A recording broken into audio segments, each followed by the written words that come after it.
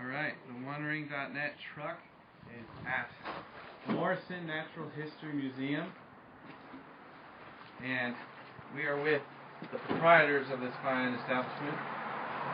I'm just a hangers-on, but I'm Greg. They pay me money to dig up old dead things and show them to children. So let's show. Let's see what's going on here. Yeah, come on in. Come on in, children. Come see the dead things. Yo, and you can touch the dead thing. It's okay. All right, now this is really cool. Everybody at home knows who this is. This is Tyrannosaurus Rex. And where did Tyrannosaurus Rex live when it was alive? Here in Colorado, and all over the western United States and in southern Canada. There were polite T-Rexes up there. Now, the first documented discovery of T-Rex was near here, 1874. A little kid found a shed tooth crown, and that was our first glimpse into the tyrant lizard king. Next door to this guy, see this guy there? Little dude? That is Allosaurus. Allosaurus is also found here in Morrison, just a 5-minute walk from this museum's front door. Oh, I've always thought that Allosaurs were similar size to T-Rex, but this is a big difference. Not at all. And this one is so far apart from this one that modern-day cats and dogs are more closely related than T-Rexes and Allosauruses are. Oh, wow. But part of the fun of the museum and what we're trying to do here today is we know that you guys love dragons. We know that you love smog and worms and all of that. And what we're trying to do is show you some of the real-life smog, some of the real terrible lizards and giant, ginormous, bloodthirsty, and amazing animals from the Jurassic and Cretaceous Colorado. So I'm kind of seeing like this thing is kind of like a dragon from Avatar, and this thing is Smaug the Terrible. Like, look at the size of these teeth. Banana-sized. Like Bananas. Like railroad spikes biting through flesh and bone. Now, these guys are so distantly related. If they were styles of dance, Allosaurus would be the waltz, and this guy would be twerking.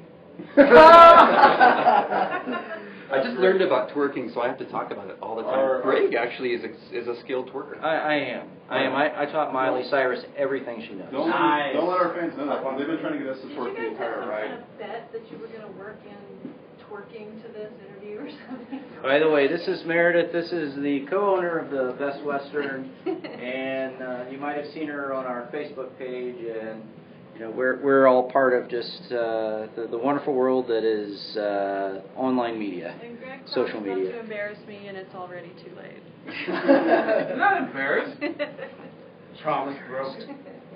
But you were kind of introduced kind of like The Simpsons. Hi, I'm Troy McClure. You may remember me from such classics. You may remember me from various pictures on our Facebook page. Oh my gosh, I'm blown away by Allosaurus because that totally does not look like the same thing from Primal Rage. No, it's because this is reality, my friend. Now, here's a serious question. We're going to teach your viewers about anatomy. Where does the nose go in this Allosaurus skull? Pick its nose. Put your finger in there. It's okay. It's cool. You can touch it. Go ahead, Okay, you do it. I'm going to guess here. Oh, for the love of Mike. No.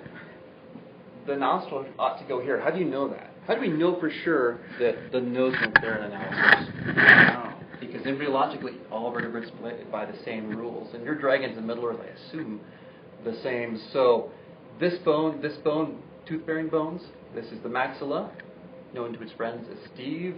This is the premaxilla. And this long, skinny bone here that goes towards the eye, that's the nasal. Always, always, always, those three bones frame in the nose.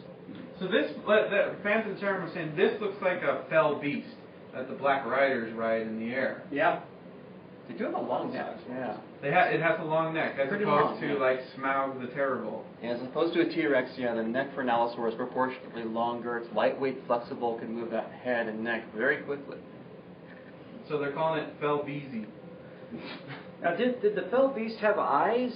Like at least in the Peter Jackson one, weren't they eyeless? I mean, I could never. They did have eyes, but they were beady little things. Yeah. And this guy, he probably was. Did he have decent vision or not? He had pretty big eyes, you know. They were not terribly beady. The eye would go there-ish, and brain goes in that lump of bone right there. The optic lobe of the brain's pretty big for this dinosaur.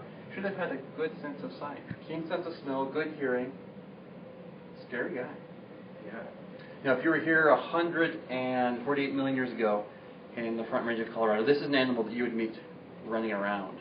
And back in the year 1877, when the first giant Jurassic dinosaurs were found here in Morrison, Colorado, Arthur Lakes, preacher turned geologist, collected 7 of these teeth that were shed during feeding around the carcass of a giant dinosaur. You want to introduce Apatosaurus?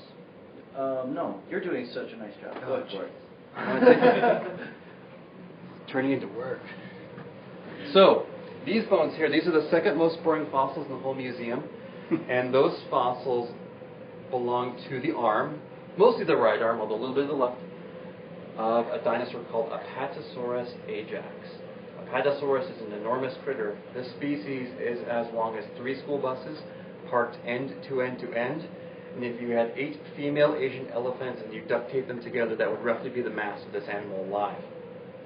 There are some suggestions on the bones here. Oh, we better get that. There are some suggestions on the bones here that this critter was not quite finished growing when it died. These bones were collected here in town in 1878, and the reconstruction you guys see there, that's an antique as well.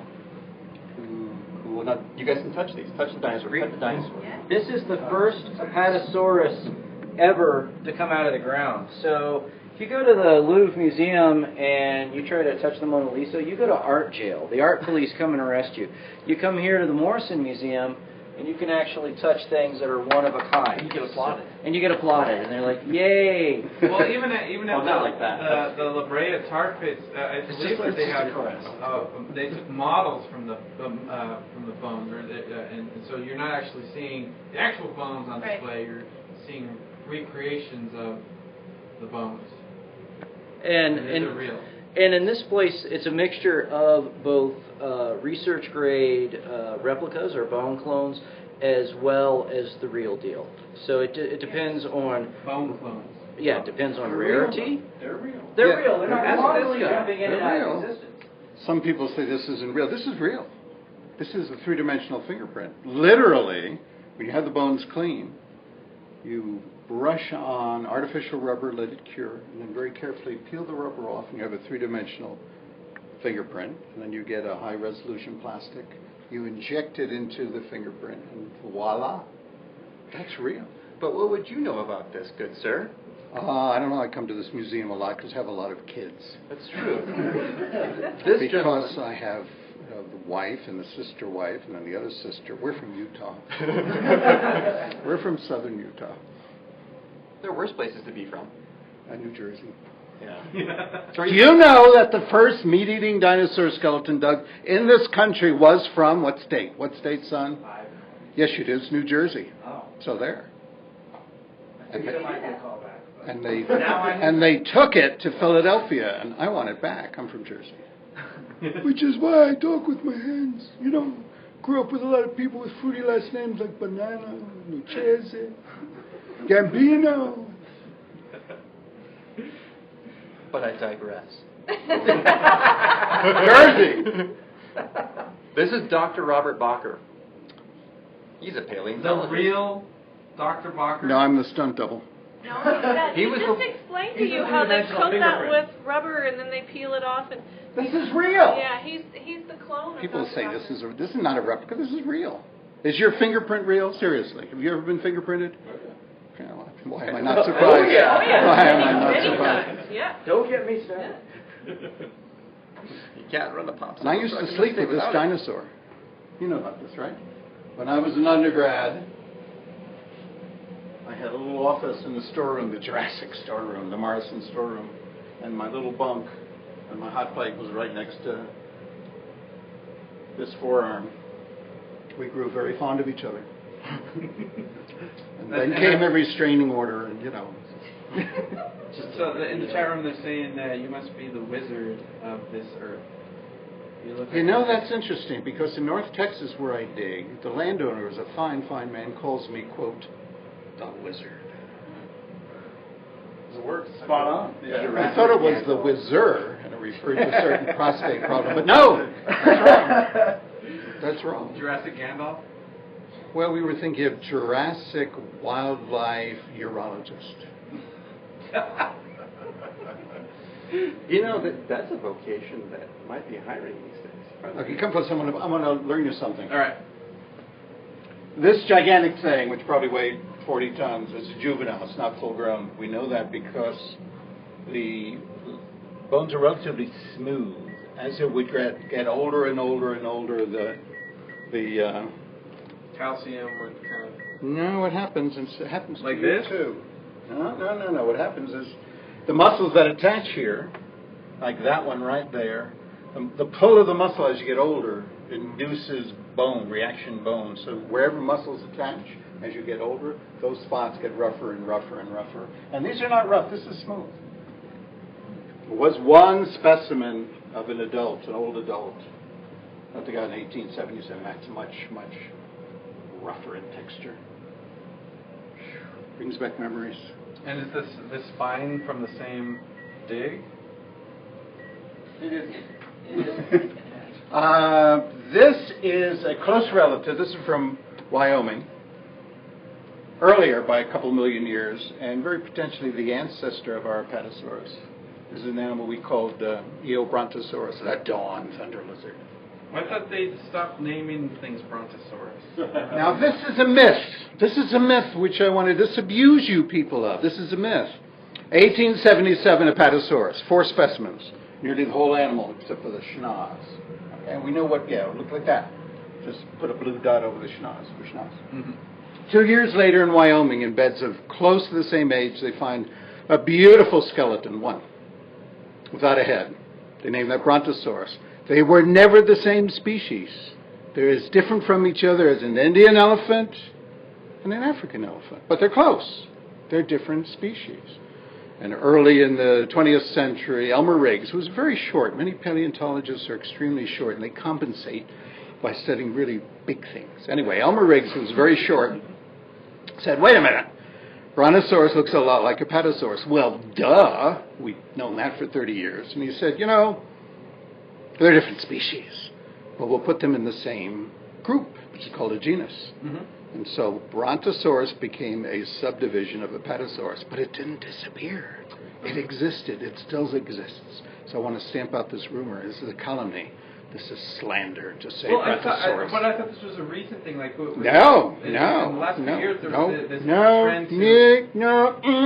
No, flag. Goes back to about 1902 or 3.